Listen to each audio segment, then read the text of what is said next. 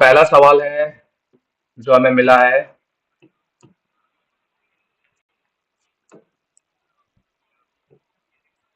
पहला क्वेश्चन है जो हमें मिला है, सैमसंग S22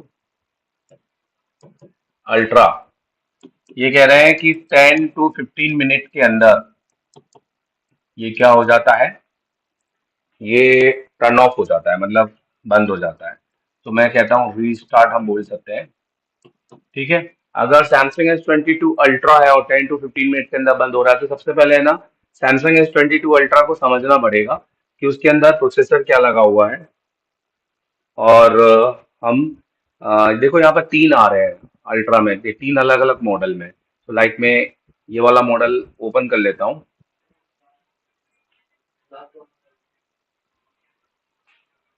अच्छा, S22 अल्ट्रा, अल्ट्रा, ठीक है, मेरे पास ये भी है। तो मैं अल्ट्रा ओपन कर लेता हूँ, मैंने S22 ओपन किया था। ठीक है, चलो बढ़िया है। अब यहाँ पर सबसे पहले तो हम समझेंगे कि यहाँ पर आप देखें, आपको इस तरह के दो बोर्ड आपको दिखेंगे, ये लेयर्स है। और ये जो बीच में आपको ये जो छोटे छोटे बॉल्स दिखाई देते हैं, देखिए मैं आपको फिर से कह रहा हूँ कि मैं आपको भले ही पढ़ाने नहीं आया हूँ, पर मैं आपको आपके सवाल के थ्रू पढ़ाऊंगा। आपको भी लगेगा लेटेस्ट चीजें आपको जानने का मौका मिलेगा, या आप सिर्फ ये जानना चाहते हैं कि ये कर दो ये कर दो, तो इसमें मजा नहीं आएगा। तो पहले मैं थोड़ा बोर्ड के बारे में एक्सप्लेन कर दूं, फिर मैं आपको और भी सारी चीजें एक्सप्लेन कर दूंगा। क्योंकि आपका जो क्वेश्चन है वो बेसिकली जरूरी नहीं है कि सिर्फ सीपीयू तक ही हो। इसलिए अगर आपको समझना है तो आपको थोड़ा सा अपने आप को समय देना पड़ेगा। ठीक है। अभी ये फील्ड सबसे इम्पोर्टेंट है, समय मांगती है ना। अब देखो यहाँ पर है ना, आपको ये जो पैड दिखाई दे रहा है इसको इंटरपोजर कहते हैं। और ये लेयर्स होते हैं। और ये आपका पूरा की पूरा पावर सेक्शन के साथ में यहाँ पर आपका आरएफ सेक्शन दिखाई दे रहा है। यहाँ पे आपकी आरएफ आईसी दिखाई दे रही है। एक्चुअली में ये आरएफ का पावर है। ये जो सेक्शन आपको दिखाई दे रहा है ना, आरएफ का पावर है यहाँ पर। और इस तरीके से आपको लेयर दिखाई दे रहा है टोटल चार बोर्ड में, क्योंकि एक के ऊपर एक करके ये बोर्ड में लेयर्स लगती है। और यहाँ पर आपको जो सेक्शन दिखाई दे रहा है वो इसका पावर सेक्शन है, ये बूट सुकेन सेक्शन है। मतलब लाइक इसके अंदर जो इसका मेन पावर अगर हम बोले हैं, सो PM8350 इसका मेन पावर है। और 8350C इसका एक कोर पावर है। ठीक है। और एक PM8450, तो देखो दो PM यहाँ पर लगी है। तो जो मेन तो यही होगा, और इसके बाद एक कोर और लगा हुआ है। और क्यों इसकी पहचान थोड़ी सी डिफरेंट होती है, बहुत सारे लोग कंफ्यूज हो जाते हैं इसके अंदर। और ये कैमरा PAMIC है। अभी यहाँ पर अगर हम जाएंगे तो यहाँ पर आप देखो तो सैमसंग S22 अल्ट्रा के अंदर यहाँ पर आपका सीपीयू लगा हुआ है, और सीपीयू में SM है, मतलब कॉलकम बेस्ड सीपीयू है। और रैम इसके ऊपर लगी हुई है। ये इसका UFS लगा हुआ है KLU1BJ153। और यहाँ पर एक NFC IC का यूज किया है छोटा। अब ये NFC IC भी हो सकती है और उसका कोई मॉड्यूल हो सकता है। ठीक है। क्योंकि यहाँ पर भी देखो एक NFC है, यहाँ पर भी देखो एक NFC है, या तो इनसे गलती हो रही है या तो इन्होंने गलत लिखा है। तो ये भी चीज समझनी है। क्योंकि अगर हम इस बोर्ड पे काम कर रहे हैं और अगर हमें बोर्ड के बारे में ही नहीं पता है, तो हम फिर सिर्फ आईसी रिवोल्व कर रहे हैं और आईसी लगा रहे हैं और उसके अलावा कुछ भी नहीं कर रहे हैं।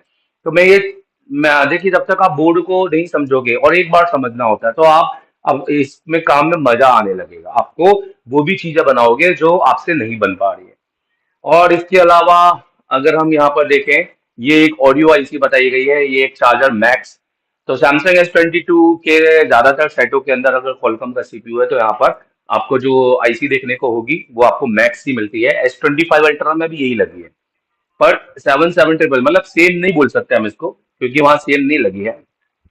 अब यहाँ पर एक छोटी आईसी दी हुई है, इसके बारे में इन्होंने नहीं बताया हुआ है। ठीक है। यहाँ पर भी जो आपको एक छोटी छोटी आईसी लगी, इसके बारे में नहीं बताया। और ये इसका RF बोर्ड है यहाँ पर। अब यहाँ पर देखने से तो ऐसा लगता है कि यहाँ पर हमें एक आईसी जो है नहीं देखी हमने, NVM, जिसको नॉन वोल्टाइल मेमोरी कहते हैं। और यहाँ पर अभी देखने को तो नहीं मिल रही है। आप देखिए NFC दिखाई दे रहे हैं, ये दिखाई दे रहे हैं। हमें भी ये हो सकता है।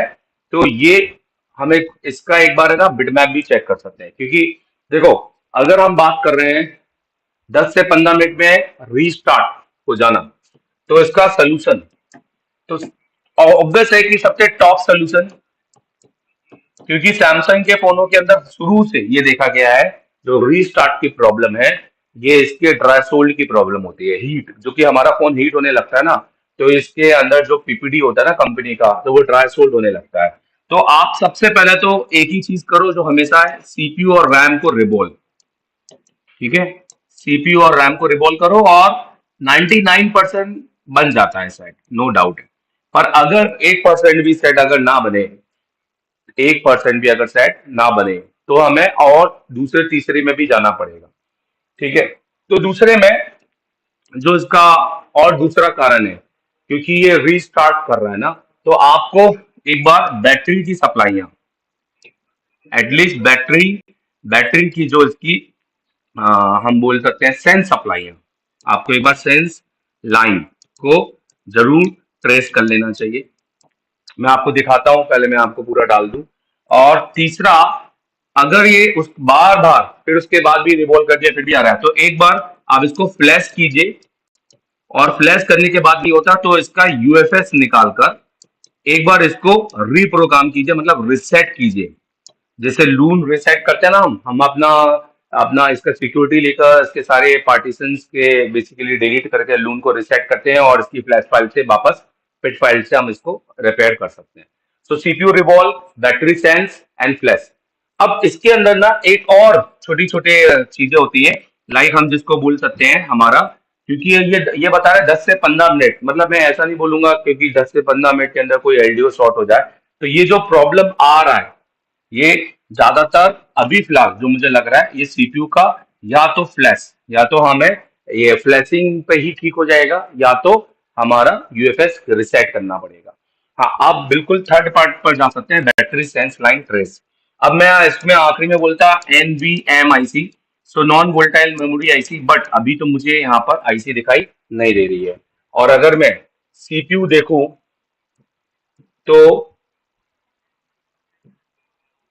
ये देखिए, ये मुझे आईसी मिल गई है। जैसे मैंने हमेशा बोला कि सैमसंग के अंदर एनवीएम आईसी होती है, और यहाँ पर देखिए ये सिक्योर एनवीएम एचसीएल एसडीए। ये अगर ये आईसी अगर आपकी खराब होती है या टूटती है और इसको वोल्टेज नहीं मिलता है, कौन सी आईसी? ये देखिए, ये आईसी, अगर ये आईसी आपकी डैमेज हो गई या इसको प्रॉपर वोल्टेज नहीं मिला, तो आपका सेट लो बूट एक बूट फेलियर पे जा सकता है।